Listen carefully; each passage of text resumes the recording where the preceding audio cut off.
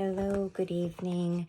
I am back. A few videos ago, I read a few different books that belong to my son that are, I don't know, more fitting with the things that I want to share on this channel. And one of the books that I also came across was Listening to My Body. And what this is essentially, it's a book that helps children realize what the sensations they're feeling and what they may be telling them and correlating the sensation to what's going on with them. But I kind of feel like this, once you can teach a child these things, it obviously, your soul and your body are always connected and are always one thing going on with your body is indicative of sort of what's going on with your soul. So I think this is a good building block if you would choose to use it to teach your child first about the sensations of the physical body and then teach them more about the energy and the soul body, since they are connected, not they are kind of. They are. So I'm going to read this to you, Listening to My Body by Gabi Garcia. It's just, again, it's a children's book. And even though it is a children's book, and I'm not going to list this as a children's video, I'd like to kind of leave it open, I guess. I still feel like grown-ups can very much use reminders on things like this too, because we tend to get complacent as adults and think that we know everything, but we often need reminders of the most simple things that seem obvious, but we need just sometimes a little reminder. So I'm going to read this to you, and I'm going to do my best to show you guys the pictures, but I can't hold it this way and read because I can't see the words. All right, so this says, Listening to My Body, a guide to helping kids understand the connection between sensations, what the heck are those, and feelings so that they can get better at figuring out what they need. My body is my friend. It tells me lots of things. I yawn when I am tired. My stomach growls to let me know I'm hungry, and sometimes I get goosebumps when I'm cold. This happens on its own, without me doing anything. I may not even notice that it's happening, but I can start paying attention to my body, and so can you. So there we have the variety of things he was experiencing there.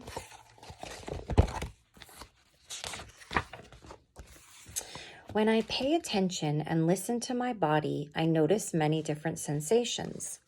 Sensations are the physical feelings we all have inside and outside our bodies.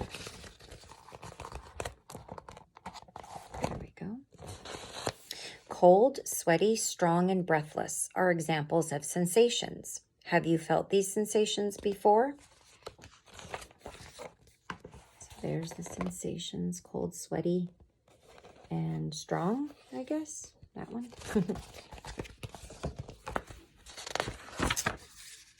The sensations in my body are always changing.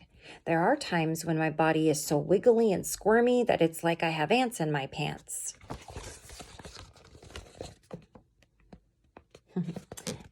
At other times, my body is calm and still.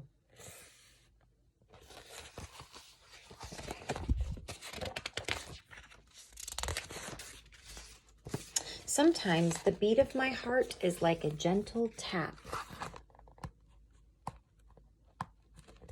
Sometimes it feels like a pounding drum. And down at the bottom of each one of these, I am not skipping words down here. These are exercises that you can use to correlate with each thing that the author is talking about. So I can certainly go through and read those. Oopsies, let me read this first. I can also listen to my body for clues about how I'm feeling about the things happening around me. Feelings are not good or bad. They're something we all experience. I love that. We always put a correlation on good and bad. Curious, proud, grumpy, and scared are a few feelings we all have. What other feelings can you name?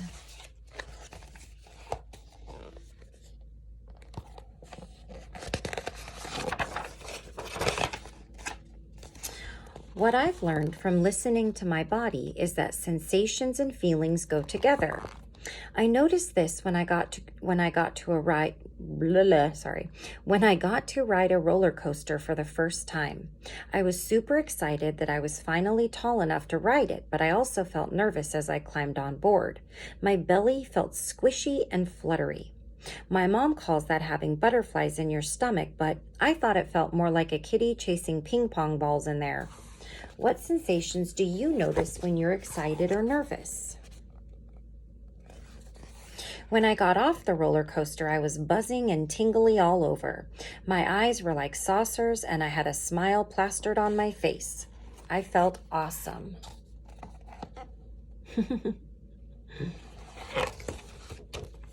I'll go through and read you the practices after too, if you like.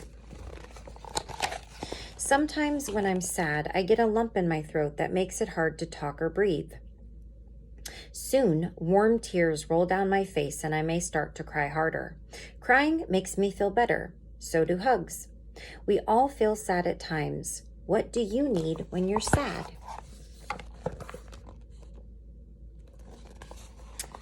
And then it shows here he's getting his hug that he mentioned he liked. That always helps me for sure.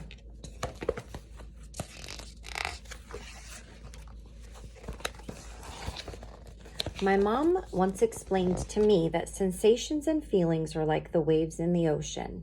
Some come crashing in while others roll in gently, and they always come and go. We can't stop the waves from coming, but we can pay attention to them so they don't knock us over. And there's the other side. The illustrations in some of these books are really, really nice too. I have another one that's just gorgeous. Sometimes my skin gets burning hot and my jaw and fists feel hard as rocks. That happened to my body the last time I got really angry at my sister. She just destroyed the puzzle I was working on all afternoon. I stomped my feet and slammed the door, but I really wanted to kick it. Fuming.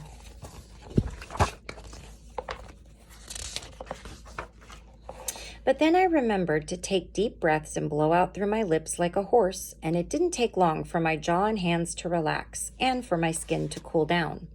The angry feeling and sensations faded away. Blowing horse lips even made me feel a little silly, and it tickled. I decided to put the puzzle on a table that my sister couldn't reach.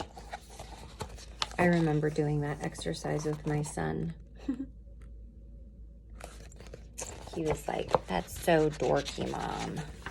But he still did it. Sometimes I get overwhelmed and need help from a grown-up.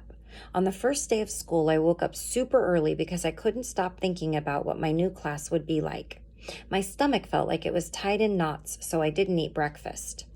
In class, it was hard for me to focus on what my new teacher, Miss Morgan, was saying, and my body was shaky. When it was time to line up, I accidentally bumped my desk and knocked my stuff all over the floor. Everything was going wrong. Miss Morgan helped me pick up my things and I took deep breaths like she reminded me to. I told her about my morning and she explained that our brains have a hard time thinking when our bodies are tired and hungry. Miss Morgan thought I would feel better if I had a snack and rested in a quiet place while the class was at recess. She was right. When I came back to the classroom, I was calm and able to focus, so the rest of my day went much better. It's okay to get help when we need it. I don't know if I showed you that page. That's a nice teacher.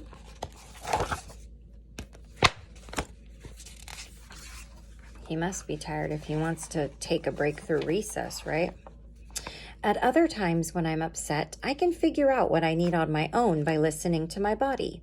I can pay attention to my breathing, my heartbeat, the temperature of my skin, or to any other sensation. Am I hungry or thirsty? Tired or full of energy? Is my belly tense and tight or soft and relaxed? These are just some questions I can ask myself. I can also try to name my feelings. Do I feel peaceful or playful, confused or frustrated, hurt or cranky? There are many different ways I may be feeling, and they are all okay.